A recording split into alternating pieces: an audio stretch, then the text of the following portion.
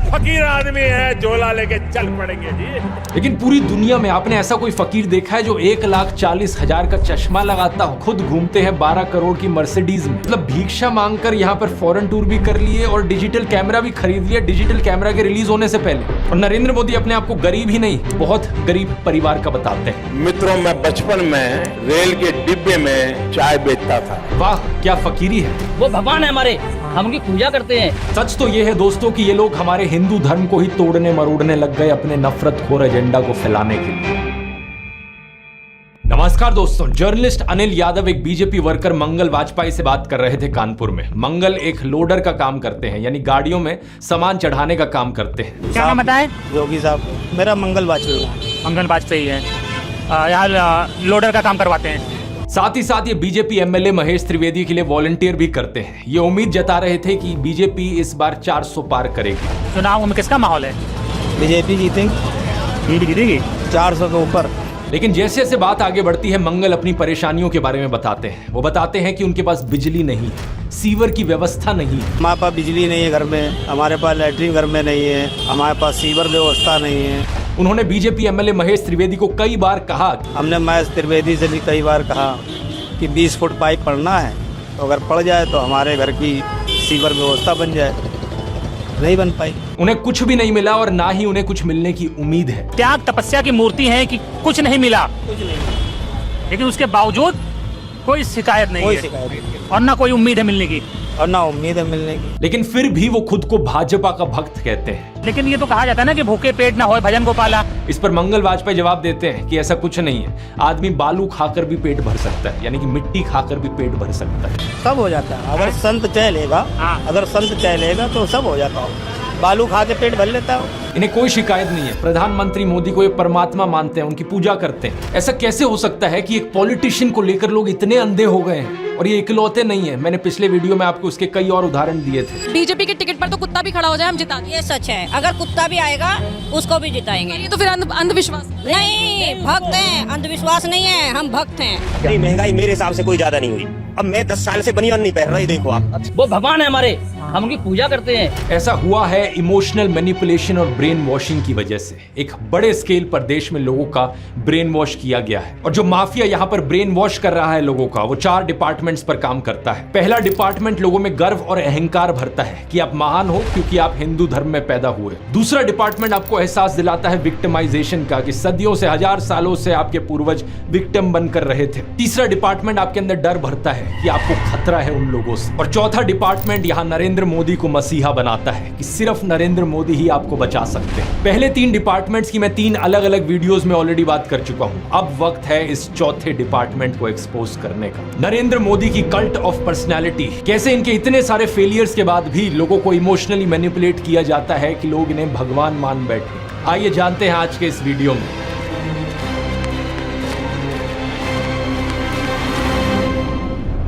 जून 2013 की बात है दोस्तों। राइटर नीलांजन मुखोपाध्याय ने एक किताब लिखी नरेंद्र मोदी के ऊपर। ये एक बायोग्राफी थी। इस किताब में लिखा गया कि कैसे नरेंद्र मोदी जब 6 साल के थे, वडनगर रेलवे स्टेशन पर गुजरात में वो चाय बेचा करते थे। ये चाय बेचने वाला किस्सा तभी से लेकर नरेंद्र मोदी की संघर्ष की कहानी का ये एक मेजर टॉकिंग पॉइंट रहा है। 2015 में जब टाइम मैगजीन ने प्रधानमंत्री मोदी का इंटरव्यू लिया तो उन्होंने बताया कि कैसे वो एक बहुत गरीब परिवार से आते थे, कैसे बचपन में वो चाय बेचा करते थे रेलवे स्टेशन पर। इनकी एग्जैक्ट लाइनें सुनिए। मैं पॉवर्टी में पैदा हुआ हूँ, बचपन में मेरा पूरा बचपन पॉवर्टी में बीता है। मेरे लिए पॉवर्टी एक तरीके की पहली इंस्पिरेशन थी मेरी जिंदगी में। लेकिन कितनी सच्चाई है इन बातों में? बहुत से लोगों ने टाइम टू टाइम सवाल उठाए हैं, जैसे कि नरेंद्र मोदी के बचपन की ये फोटो देखिए। वे 1950 यानी 1950 में पैदा हुए थे। क्या उस समय किसी गरीब परिवार में पैदा हुए बच्चे के पास ऐसे कपड़े होंगे? जरा खुद ही सोचकर देखिए। सूट तक पहन रखे हैं इन्होंने अपनी बचपन की फोटोज में। मैं खुद 1994 में एक मिडिल क्लास फैमिली में पैदा हुआ हूं, लेकिन मेरी तो बचपन की ऐसी कोई फोटो नहीं मिलेगी आपको जिसमें मैंने कोई सूट पहन रखा। और नरेंद्र मोदी अपने आप को गरीब ही नहीं, बहुत गरीब परिवार का बताते हैं। इंडिया टुडे ने इनकी पुराने घर की एक फोटो पब्लिश करी थी, स्क्रीन पर देखिए। बहुत बड़ा घर नहीं है, लेकिन क्या आपको ये 1950s के किसी बहुत गरीब परिवार का घर दिखता है? परिवार में नरेंद्र मोदी के 5 भाई और 1 बहन है। 2 साल पहले नरेंद्र मोदी के छोटे भाई प्रहलाद मोदी ने कहा था कि उन 5 भाइयों में से जिसका नंबर लगता था वो मदद करने चले जाता था। उनके पिता ने पूरी जिंदगी चाय बेची। उन 5 भाइयों और एक बहन को बड़ा किया, इसलिए नरेंद्र मोदी को चाय बेचने वाले का बेटा कहना चाहिए। ये पत्रकारों की गलती है। सब भाइयों ने चाय बेची है, मेरे पिता ने पूरी जिंदगी चाय बेची, पूरी जिंदगी। इसीलिए कहा जाए तो चाय बेचने वाले का बेटा कहना चाहिए, चाय बेचने वाला नहीं कहना चाहिए। ये पत्रकारों की गलती है।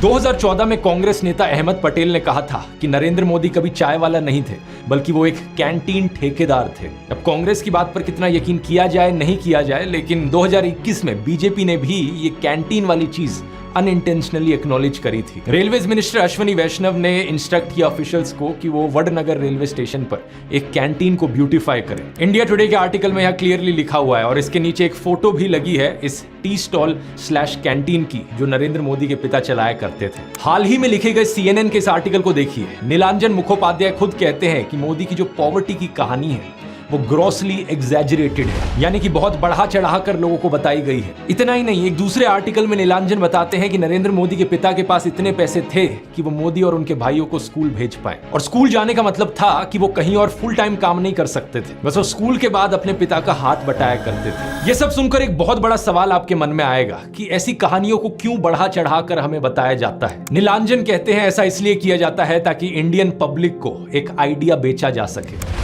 मित्रों, मैं बचपन में रेल के डिब्बे में चाय बेचता था और आज आपके सामने खड़ा हूं। कोई भी इंसान अगर समझदारी से सोचे तो वो जानता है कि इस बात से फर्क नहीं पड़ता। एक अच्छा नेता गरीब परिवार से भी आ सकता है और अमीर खानदान से भी आ सकता है, और यही चीज कही जा सकती है एक बुरे नेता या डिक्टेटर के बारे में भी। उदाहरण के तौर पे बात करें, कंबोडिया का जो डिक्टेटर था पोल पॉट, वो एक अमीर खानदान से आता था, लेकिन इटालियन डिक्टेटर बेनिटो मुसोलिनी एक गरीब परिवार में पैदा हुआ था। उसके पिता एक ब्लैक स्मिथ थे और वो बड़े गर्व के साथ इन चीजों को प्राउडली एक्सप्रेस करता था कि कैसे वो जनता के बीच से निकल कर आया है। रशियन डिक्टेटर जोसेफ स्टालिन के पिता एक मोची थे, यानी जूते बनाने वाले, और माँ एक धोबिन थी। और दुनिया का सबसे जाना माना तानाशाह हिटलर भी एक गरीब परिवार में पैदा हुआ था, लेकिन गरीब परिवार में पैदा होने का मतलब ये नहीं कि उसने गरीबों के लिए काम किया था अपने करियर में। उल्टा जानते हो क्या, हिटलर चंदा धंधा का मॉडल चलाता था अपना खुद का। उसके समय में बहुत सी क्रॉनी कैपिटलिस्ट कंपनियों ने करोड़ों का प्रॉफिट कमाया। IG फार्बन, डॉयचे बैंक, BMW, कुछ गाड़ियों की कंपनीज जिनको आज आप जानते हैं और कुछ लोग इन गाड़ियों के पीछे बड़ा भागते हैं, पोर्शे, मर्सिडीज बेंज, फोल्क्सवागन, इन सब कंपनियों ने चंदा डोनेट किया था हिटलर को अपने समय में। 2016 में BMW ने माफी भी मांगी थी इस चीज को लेकर। इस आर्टिकल को देखिए, रिग्रेट एक्सप्रेस किया था कि वो एक समय पर हिटलर को सपोर्ट किया करते थे। इंडिया की बात करें तो हाल ही में हमने देखा इलेक्टोरल बॉन्ड स्कैम। मैंने पूरा वीडियो बनाया इस पर कि कैसे ये एक घोटाला नहीं बल्कि घोटालों का भंडार था। बहुत सी कंपनियों को इससे फायदा हुआ और आम जनता को नुकसान। पिछले 10 सालों में प्रधानमंत्री मोदी के मित्र जैसे कि गौतम अडानी भरपूर तरीके से अमीर बनते रहे और देश के 80 करोड़ गरीब लोगों को 5 किलो मुफ्त अनाज लेने पर मजबूर कर दिया गया। बेरोजगारी और महंगाई ने गरीब लोगों की कमर तोड़कर रख दी है आज के दिन। अब तो ऐसी सिचुएशन आ चुकी है कि नरेंद्र मोदी खुद को गरीब परिवार का बताते हुए जिन राहुल गांधी को एलीट वर्क का प्रोजेक्ट करते थे, युवराज कहते थे, आज वही राहुल गांधी खुल्लम खुल्ला गरीबों को कह रहे हैं कि वो गरीबों के हैं और नरेंद्र मोदी अडानी अंबानी जैसे अमीर सेठों के हैं। अडानी को बिना मजदूरी बिना कुछ लाखों करोड़ रुपए देते हैं तो कहते देखो देखो देखो विकास हो रहा है।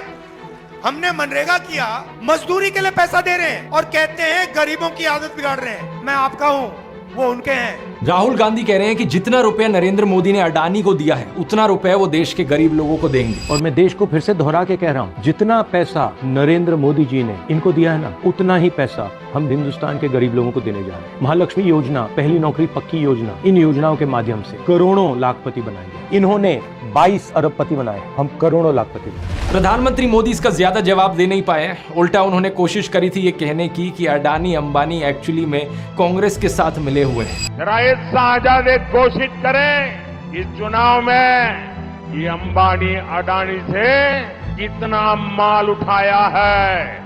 मार्च में आई इस रिपोर्ट को देखिए, भारत में इनकम इनइक्वालिटी 100 साल में सबसे ज्यादा हो गई है। इतनी बुरी हालत अंग्रेजों के जमाने में भी नहीं होती थी। ऐसे में अगर राहुल गांधी ने संकल्प लिया कि अगले 5 सालों में वो सभी 22 करोड़ गरीब लोगों को गरीबी से निकाल देंगे तो इसमें क्या गलत किया। लेकिन पीएम मोदी इस बात पर भी तंज कसने लगे। उनके पास खुद कोई अपना विजन नहीं है। 80 करोड़ लोगों के हाथ में कटोरा पकड़ा दिया और अगले 5 सालों के लिए यही 5 किलो अनाज वाली स्कीम एक्सटेंड कर दी। ना रोजगार का कोई प्लान बताया है, ना महंगाई कंट्रोल कैसे होगी ये बताया, ना गरीबी कैसे हटेगी ये बताया। और जब राहुल गांधी ने सबके लिए रोजगार की बात करी तो प्रधानमंत्री मोदी उनका मजाक उड़ाने लग गए। कांग्रेस के शाहजादे ने अभी घोषणा की, आप भी सुन करके हंसोगे।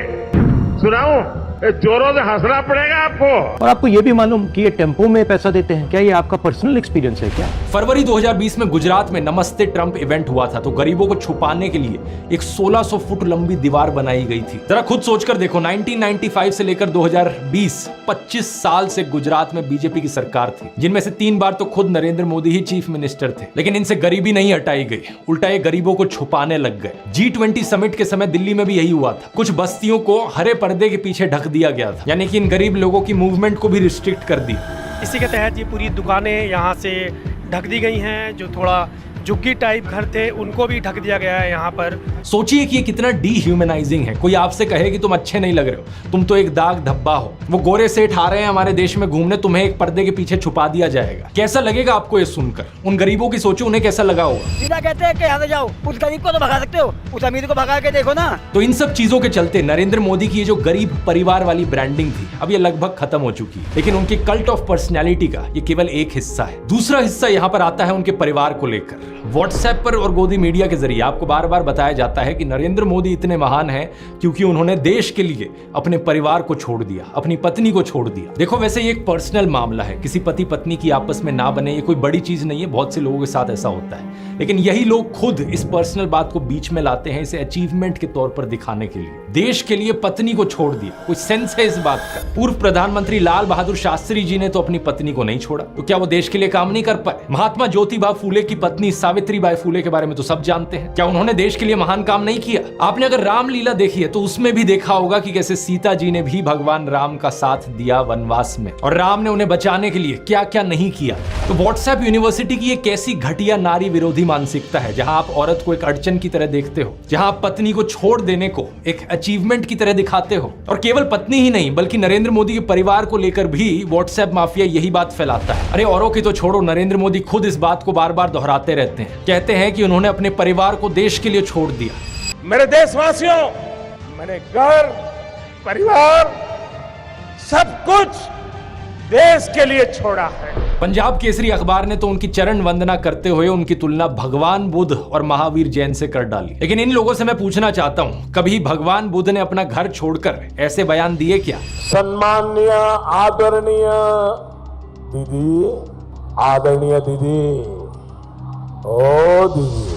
किसी औरत को कांग्रेस का विधवा कहा, 50 करोड़ की गर्लफ्रेंड कहकर अपमानित किया, समाज में नफरत का जहर बोया। सत्ता पाने के लिए भगवान बुद्ध ने ये सब नहीं किया था, वो तो खुद एक राजकुमार थे। वो तो सत्ता को, महल को और सिंहासन को छोड़कर जंगल में गए थे, और उनके पीछे उनके माँ बाप, उनकी पत्नी यशोधरा और उनके बेटे राहुल तो राजमहल में सुविधाओं के साथ जी रहे थे। और जब बुद्ध की ज्ञान प्राप्ति हुई तो जानते हैं उन्होंने सबसे पहले क्या कहा था? oshonews.com पर ओशो के एक लेक्चर का ट्रांसक्रिप्ट दिया हुआ है। जब बुद्ध को ज्ञान प्राप्ति हुई तो पहली बात उन्होंने अपने शिष्यों से ये कही, मैं यशोधरा के पास जाना चाहता हूं, उससे बात करना चाहता हूं। ये सुनकर आनंद व्याकुल हो गए, बोले कि ये ठीक नहीं है, लोग क्या कहेंगे? बुद्ध ने कहा, मुझे उसका धन्यवाद करना है उसकी मदद के लिए, और जो मेरे साथ हुआ, जो मुझे मिला, इसका कुछ हिस्सा मुझे उसे देना है, ये उसका कर्ज है मुझ पर। और वो गए। यशोधरा ने उन्हें देखा, 12 साल का गुस्सा उनके अंदर था। वो बोली, मुझसे कहकर तो जाते, क्या मैं तुम्हें रोकती? इतना भी विश्वास नहीं था मुझ पर। बुद्ध ने माफी मांगी, ये कहा कि मैं नासमझ था, अब समझ आई तो वापस आया हूं। सुनो, कुछ अद्भुत हो गया है। मेरा पहला दायित्व तुम्हारे प्रति है, इसलिए वह अनुभव तुम्हारे साथ साझा करूंगा। यशोधरा की आंखों से आंसू झरने लगे। आप प्रधानमंत्री मोदी का इंस्टाग्राम अकाउंट देखिए जरा। प्रियंका चोपड़ा और निक जोनस की वेडिंग रिसेप्शन में गए, उन्हें बधाई दे रहे हैं। इस वीडियो को देखिए, विराट कोहली और अनुष्का शर्मा के वेडिंग रिसेप्शन पे जाकर उन्हें गुलाब दे रहे हैं। मलयालम एक्टर सुरेश गोपी की बेटी की शादी में गए। टाइम्स नाउ की एंकर नविका कुमार के बेटे की शादी में गए। मुकेश अंबानी ने हॉस्पिटल खोला तो वहां बधाई देने पहुंच गए। इस न्यूज आर्टिकल को भी देखिए, नरेंद्र मोदी ने गौतम अडानी के बेटे करण की ग्रैंड एंगेजमेंट सेरेमनी को भी अटेंड किया। तो बॉलीवुड सेलिब्रिटीज और अमीर सेठों की शादियों में जाने के लिए बहुत समय है इनके पास। हालांकि इसमें कुछ गलत नहीं है, इनकी मर्जी अगर ये जाना चाहें तो। लेकिन सवाल यहाँ पर ये, क्या केवल अपने भाइयों और परिवार को ही छोड़ना पड़ता है क्या देश के लिए? एबीसी के इस आर्टिकल को देखिए। अवनी दास रिपोर्ट करती हैं कि अक्टूबर 2023 में मोदी परिवार उनके भतीजे की शादी के लिए इकट्ठा हो रहा था, लेकिन एक इंसान वहां से गायब थे। नरेंद्र मोदी।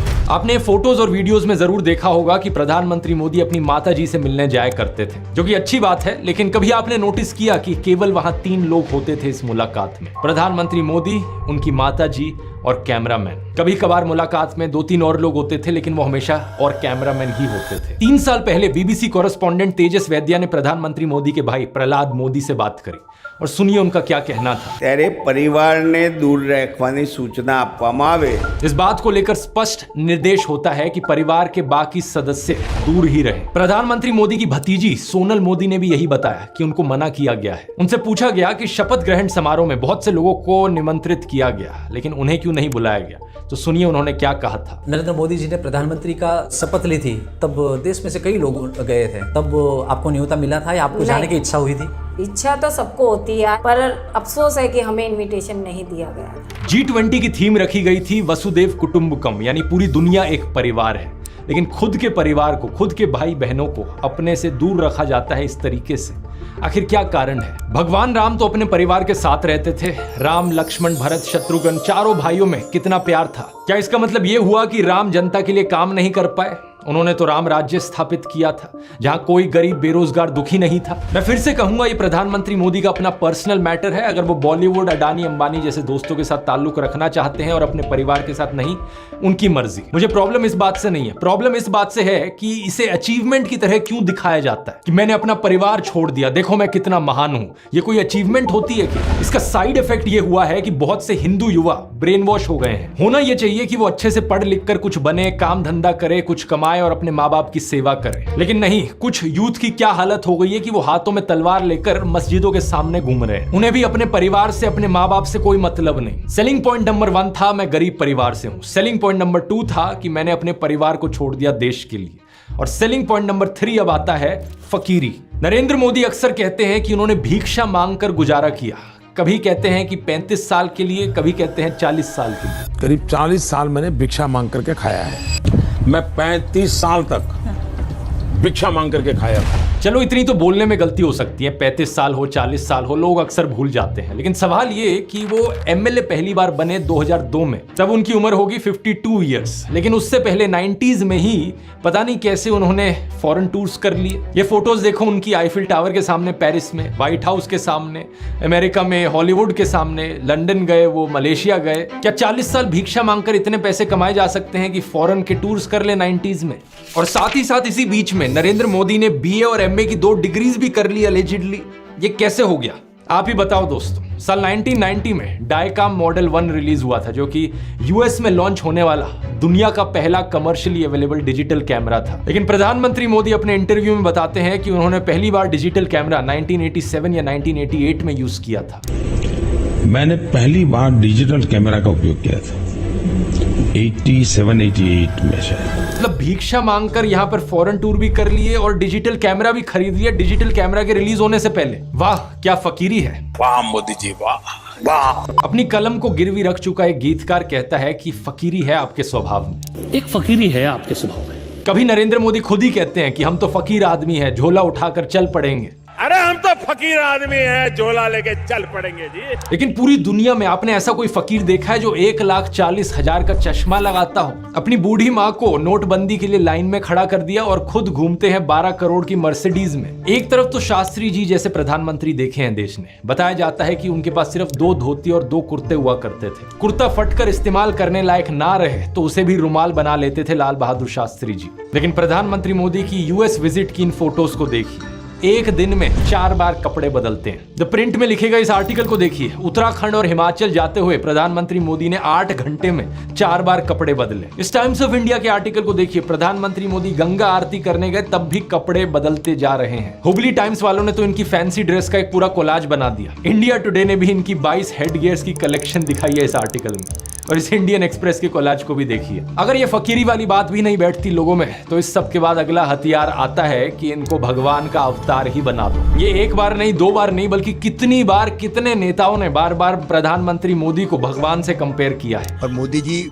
भारत के लिए भगवान का वरदान बन के आए हैं। भगवान नहीं, मनुष्य के रूप में नरेंद्र मोदी जी के रूप में अवतार लिया। हमारे माननीय प्रधानमंत्री जो खुद भगवान स्वरूप है, मोदी जी के रूप में श्री रामचंद्र ने जन्म लिया है। मोदी जी है ना, साक्षात भगवान महाकाल जी का अवतार है। मोदी राम और अमित शाह कृष्ण। अरे कुछ लोग तो मंदिर भी बनाने लग गए। पुणे में एक बीजेपी वर्कर ने नरेंद्र मोदी के लिए मंदिर बना दिया, गुजरात में इनका एक मंदिर बना, तमिलनाडु में इनके लिए एक मंदिर बना। क्या मजाक चल रहा है ये इकलौते नेता नहीं है जिन्हें भगवान से कंपेयर किया जाता है। एक समय पर एडोल्फ हिटलर को भी जीसस से कंपेयर किया जाता था। राजनीति में हिटलर की एंट्री की तुलना की जाती थी जीसस के रिजरेक्शन से। लेकिन उस समय यह सवाल उठा कि ये बात जमेगी कैसे। जीसस तो शांति की मूर्त थे, सूली पर भी चढ़ाया गया उन्हें, तब भी उनके दिल में कोई नफरत नहीं थी। बोले कि हे भगवान उन्हें माफ करना। जबकि हिटलर तो नफरत का सौदागर था, तो कैसे जीसस का इस्तेमाल किया जाए नफरत फैलाने के लिए और हिटलर को उससे भी कंपेयर किया जाए। इसके लिए हिटलर और नाजी लोगों ने बाइबल को ही बदल डाला। मजाक नहीं कर रहा, ओल्ड टेस्टामेंट जो थी बाइबल की उसे ही हटा दिया गया उनके समय में। जीसस को इस तरीके से चित्रित किया गया कि वो ऐसा लगे कि वो यहूदियों के खिलाफ लड़ने वाले एक फाइटर हो। सिमिलरली बीजेपी के लोग बार बार नरेंद्र मोदी को भगवान का अवतार करके पुकारते हैं। लेकिन यहां भी दिक्कत वही आ जाती है कि नरेंद्र मोदी तो नफरत फैलाते हैं, लेकिन श्री राम की सूरत में दिखती है विनम्रता,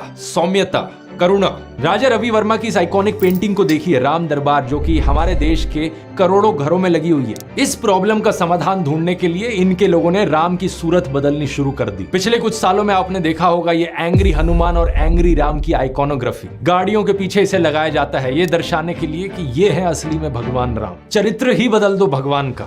रामायण में मुसलमानों का कोई जिक्र नहीं है, लेकिन इन लोगों ने रामायण को भी तोड़ मरोड़ दिया अपने नफरतखोर एजेंडा के लिए। 2016 में एक बीजेपी एमपी ने कहा कि मुसलमान तो रावण के डिसेंडेंट्स हैं। व्हाट्सएप माफिया वालों ने हमारे हिंदू स्क्रिप्चर्स में एक झूठा कोट इंसर्ट कर दिया, धर्म हिंसा तथैव च। जो चीज किसी वेद पुराण में नहीं थी, किसी रामायण महाभारत में नहीं थी, इन्होंने जबरदस्ती अपना नफरतखोर एजेंडा बीच में घुसा दिया उसके। धर्म हिंसा तथैव च, आपको जान करके आनंद होगा कि ये किसी भी ग्रंथ में कहीं पर भी नहीं लिखा हुआ है। और इससे आपके रोंगटे भी खड़े हो जाने चाहिए कि ये कौन सी सेंट्रलाइज्ड कॉन्स्पिरेसी यूनिट है जो इतनी बड़ी बड़ी साजिशें करती है कि जो बात धर्म ग्रंथ में लिखी भी नहीं हुई है उसको संस्कृत में लिख करके उसको चारों तरफ व्हाट्सएप से और दूसरे जरियों से फैला देती। सच तो यह है दोस्तों कि ये लोग हमारे हिंदू धर्म को ही तोड़ने मरोड़ने लग गए अपने नफरतखोर एजेंडा को फैलाने के लिए। लेकिन अब बहुत से हिंदुओं को इनका एजेंडा समझ में आ गया है। इस तरीके का हमारे धर्म के साथ खिलवाड़ करना लोगों को अच्छा नहीं लग रहा है, इसलिए ये कार्ड भी अब फेल होता जा रहा है। तो इन बीजेपी वालों ने क्या सोचा कि अवतार से एक लेवल नीचे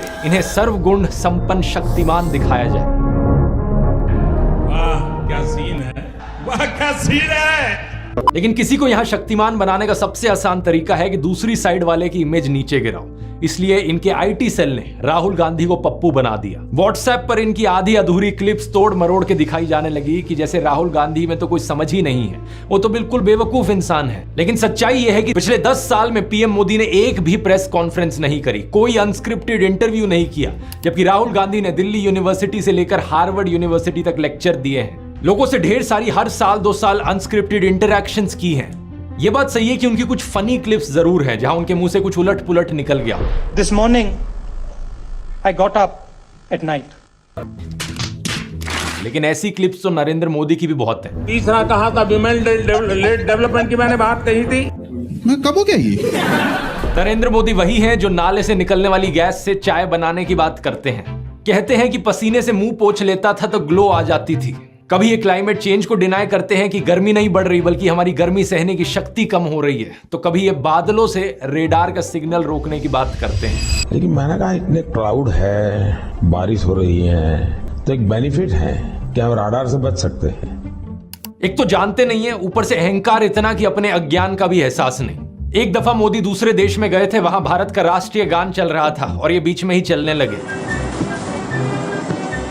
ऐसी गलती किसी से भी हो सकती है, लेकिन बात मैं यहां पर यह बताना चाह रहा हूं कि प्रधानमंत्री मोदी की भी फनी क्लिप्स बहुत सारी हैं। दूसरों को पप्पू बोलने से पहले अपनी क्लिप्स पर नजर डाल लो। पप्पू को हारने का डर लग रहा है, पप्पू को नहीं बनाएंगे। और अभी तो एक बहुत बेहतरीन मौका मिला है। हमारे फॉर्मर सुप्रीम कोर्ट के जजेस ने राहुल गांधी और नरेंद्र मोदी दोनों को एक 1-on-1 डिबेट के लिए इनवाइट किया है। राहुल गांधी तो इस इनविटेशन को ऑलरेडी एक्सेप्ट कर चुके हैं, लेकिन नरेंद्र मोदी अभी भी चुप है। अगर ऐसा होता है तो जनता के लिए भी एक बड़ा सीधा मौका होगा देखने का कि नरेंद्र मोदी और राहुल गांधी में से कौन ज्यादा समझदार है, कौन ज्यादा इंटेलिजेंट है और कौन ज्यादा केपेबल लीडर है देश के लिए। लेकिन नरेंद्र मोदी अगर इस डिबेट से भागते हैं और जवाब ही नहीं देते तो समझ जाना कौन यहां पर बेहतर है। इस कल्ट ऑफ पर्सनैलिटी में प्रधानमंत्री मोदी का सबसे बड़ा कार्ड है सब जगह फोटो चिपकाओ। बचपन में मैं सोचता था कि ये कोका कोला जैसी ड्रिंक्स की एड्स क्यों आती हैं टीवी पर, हर कोई तो जानता है कि कोका कोला क्या है। बाद में मुझे समझ आया कि out of site is out of mind, यानी नजर से बाहर तो दिमाग से बाहर। और इसकी उल्टी एक टैक्टिक है, जितना नजर में रहोगे उतना लोगों के दिमाग में घुसोगे। अखबार पर नरेंद्र मोदी, रेडियो पर नरेंद्र मोदी, टीवी चैनलों पर नरेंद्र मोदी, फेसबुक पर नरेंद्र मोदी, पेट्रोल पंप की होर्डिंग्स पर नरेंद्र मोदी, सड़क पर पोस्टर छपे हैं, गूगल एड्स पे करोड़ों खर्च करके अपना चेहरा दिखा रखा है, हर एक सरकारी स्कीम के इश्तिहार पे। अरे ये सब तो छोड़ो, कोविड वैक्सीन के सर्टिफिकेट पे भी नरेंद्र मोदी। सेल्फी पॉइंट्स तक बना डाले इन्होंने जगह जगह। 2022 की इस रिपोर्ट को देखिए। आईएनबी मिनिस्ट्री ने बताया कि सरकार ने 8 सालों में 6400 करोड़ से ज्यादा रुपए खर्च किया एडवर्टाइजमेंट्स पर। हर रोज का 71 लाख रुपए तो अखबारों में ऐड देने में लगा दिया। और ये सब तो सरकारी पैसे से चलने वाली एड्स थी। इसके अलावा जो पार्टी फंड से चलने वाली एड है वो अलग, और गोदी मीडिया के एंकर जो दिन रात चाटुकारिता करते हैं वो अलग। हर जगह नरेंद्र मोदी। एक गायक थे जिम मॉरिसन, उन्होंने कहा था कि जो मीडिया को कंट्रोल करता है वो दिमाग को कंट्रोल करता है। लेकिन एक और सिंगर थे बॉब मार्ले, उन्होंने कहा था कि हर वक्त हर किसी को बेवकूफ नहीं बनाया जा सकता। और अब यही हो रहा है कि हर तरफ मोदी का चेहरा देखकर लोग उकता गए हैं। और ये जो वॉर रुकवाने वाली कहानियां हैं, इन पर पूछा जा रहा है कि इतनी ही वॉर रुकवाने वाले हो तो मणिपुर की हिंसा क्यों नहीं रुकवा देते। इलेक्ट्रॉन बॉन्ड का पैसा है, कहीं तो यूज होगा। किसी एक्टर को उठा के बेटी बना देंगे, पापा ने वॉर रुकवा दी, पापा मणिपुर के दंगे क्यों नहीं रुकवाते। लोग पूछ रहे हैं कि भारत में सब चंगा सी है तो 2022 में सब रिकॉर्ड तोड़ते हुए 2.25 लाख लोगों ने भारतीय नागरिकता क्यों छोड़ दी। इस मोदी मैजिक के खत्म होने का सबसे बड़ा सबूत यही है कि बीजेपी को दूसरी पार्टियों के उन नेताओं को अपनी पार्टी में लाना पड़ रहा है जिन पर भ्रष्टाचार के एक से बढ़कर एक आरोप लगे। अगर मोदी मैजिक अब सही में बचा होता तो मोदी के नाम से ही चुनाव जीता जा सकता था। इन बाहर के नेताओं को लाने की जरूरत नहीं थी अपनी पार्टी में। ये झूठ, डर और नफरत फैलाने की जरूरत नहीं थी। इस वीडियो में तो मैंने आपको नरेंद्र मोदी का वो चेहरा दिखाया है जो व्हाट्सएप माफिया आपको दिखाता रहता है। अगले वीडियो में मैं आपको दिखाऊंगा उनका असली चेहरा, उनके माइंड में क्या क्या चलता रहता है। यहां मैं आप लोगों को धन्यवाद करना चाहूंगा क्योंकि आप लोग इतने जज्बे के साथ इनकी इस झूठ और नफरत की फैक्ट्री को तबाह करने में लगे हुए हो। हमारे इस मिशन 100 करोड़ पर लगे रहिए। ये देखकर खुशी होती है कि किसी का कमेंट आता है ये कहते हुए कि आपने एक वीडियो को 850 लोगों के साथ शेयर किया व्हाट्सएप पर। कहीं पता चलता है कि प्रोजेक्टर स्क्रीन पर दिखाकर आप वीडियो चला रहे हो राजस्थान की गलियों से लेकर वेस्ट बंगाल तक। किसी ने टीवी लगा दिया बाहर मुंबई में ताकि लोगों तक सच पहुंचाया जा सके। इसी तरीके से लगे रहो। हमें देश के लोकतंत्र को बचाना है, देश के संविधान को बचाना है। वोट करने जरूर जाना और अपने आसपास के 10 लोगों को कन्विंस करना वोट करने के लिए। वोट करना इस नफरत और झूठ के खिलाफ। मुझे यकीन है कि हम इकट्ठे मिलकर देश को बचा लेंगे। अगर आपने इस ब्रेन वॉशिंग माफिया के चारों डिपार्टमेंट्स के बारे में पहली बार सुना है तो इस वीडियो को जरूर देखिए। यहां पर मैंने शुरुआत से समझाया था पहले डिपार्टमेंट के बारे में, क्लिक करके देख सकते हैं। इनकलाब जिंदाबाद। जय हिंद।